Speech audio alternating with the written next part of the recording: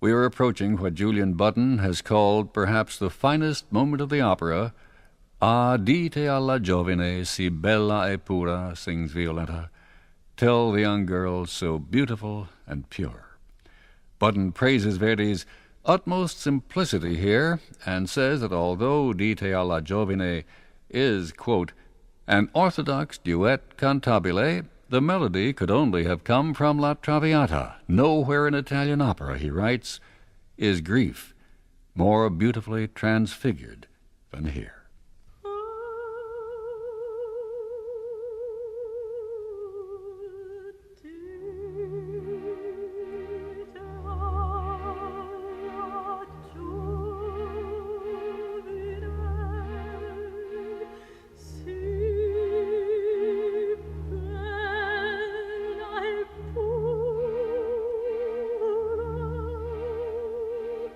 Tell the young girl there was a victim of misfortune who sacrificed to her the one ray of hope she had and will die. Morra.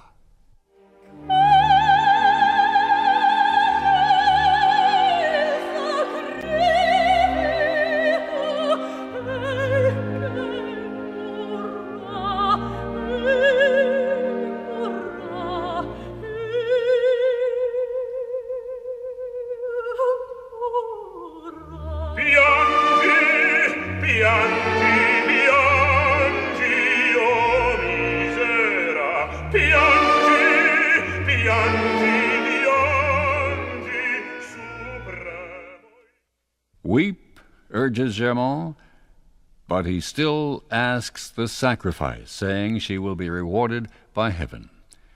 Violetta asks him for strength, embrace me as a daughter, and she begs him to comfort Alfredo. Beverly Sills has pointed out in conversation that the role of Violetta is an accommodating one. As in the film with Robert Taylor, Garbo can seem the older of the two. Yes, mature. Even in defeat, this woman is resourceful, courageous, decisive. She has a plan she'll keep secret. She says Germont would object to it. And she asks simply that one day Alfredo be told of her sacrifice. Germont goes out to wait in the garden, and she writes a letter accepting, we later realize, Flora's invitation. And then one to Alfredo. He returns, preoccupied with a severe letter from his father, who, he says, is expected at once. Violetta quickly replies as we join this powerful scene, "Don't let him surprise me, non me sorprenda. I'll leave while you calm him. Then I'll throw myself at his feet. He won't want to separate us. We'll be happy because you love me. Don't you, Alfredo? Non è vero? Don't you?" "Oh, so much, but why are you crying?" "I needed tears. Now, see, I'm smiling. I'll wait among the flowers, near you always, sempre, sempre. Love me, amami, Alfredo," the great theme from the prelude. "Love me as I love you. Goodbye."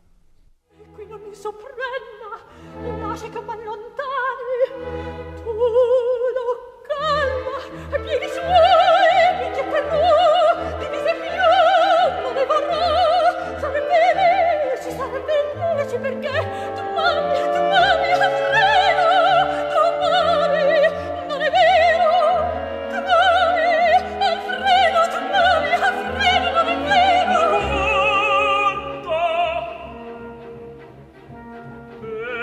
Perché piangi? De lacrime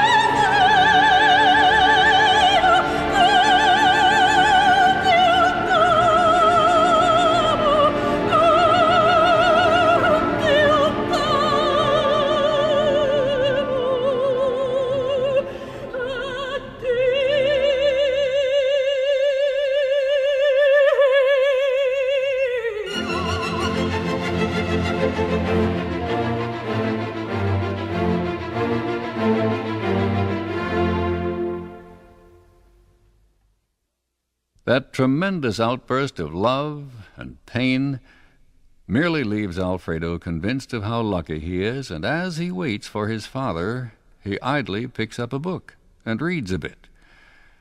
We know only from Dumas that it was a novel important to Marguerite Gautier and Armand Duval, Manon Lescaut, the story of a young courtesan who returned to her profession. Alfredo puts the book down and is about to go and see who's approaching in the garden, but a messenger brings a letter from Violetta. He reads aloud just the opening. "Alfredo, when this reaches you," and he cries out in astonishment and rage. He turns and sees his father, who embraces his weeping son and sings to console him the famous Di Provenza il mar il suo, of Provence, the sea, the land. Di Provenza il mare il suo, chi dal cor ti cancellò, chi dal cor ti cancellò, di Provenza il mare il suo. Which once was called the great song of the opera, but also has been called almost embarrassing in its sentimentality. Who has erased the happy memory of your birthplace? Come back to Provence, where your absence has made me suffer in shame.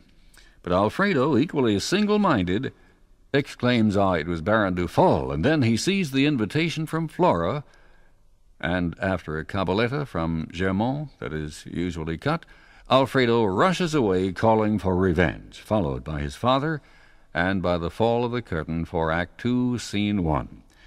In some productions, the next scene becomes a separate third act, and the opera is given in 4 acts rather than Verdi's 3. And so we have met the last of the 3 principal characters, the father, who is often compared with another figure in Verdi's life, his father-in-law, Antonio Barezzi, who was not only the father of Verdi's first young wife, but also the loving and proud benefactor who had made Verdi's career possible.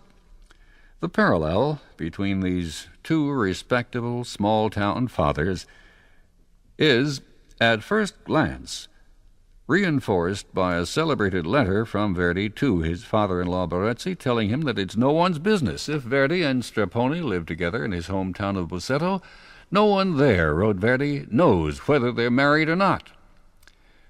But Verdi's letter is a long one, and judging by it and by what else we know of Verdi's behavior, it has been speculated, and I believe correctly, that Barezzi had complained to Verdi not about Strepponi, but about the fact that Verdi was not mingling with the townspeople who wanted to enjoy the company of their outstanding celebrity.